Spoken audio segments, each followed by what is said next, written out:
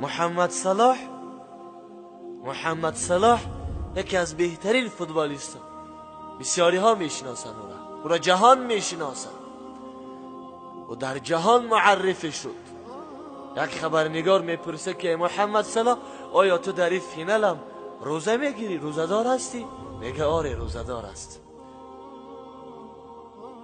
من در جام جهانی هم روزه میگیرم، میگه در جام جهانی هم روزه میگیرم. خبرنگار میگه ای محمد صلاح، تی روزه رو برای کی میگیری؟ برای چی کسی میگیری؟ این روزه رو برای چی کسی میگیری؟ جواب محمد صلاح حبوبی میگه من این روزه رو به خاطر کسی میگیرم که محمد صلاح ناچیزه به جهان معرفی کرد، یک شخصیتی بزرگش کرد.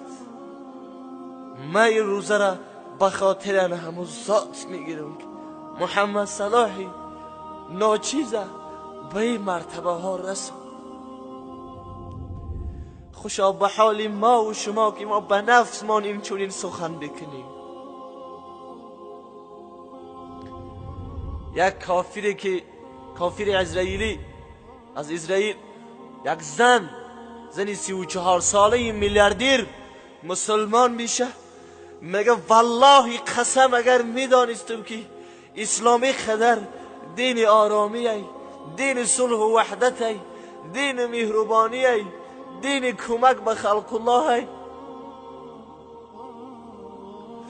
ما اولاد اجداد ما به این دین دعوت میکردم، از کودکی در این دین پیوست میکردم.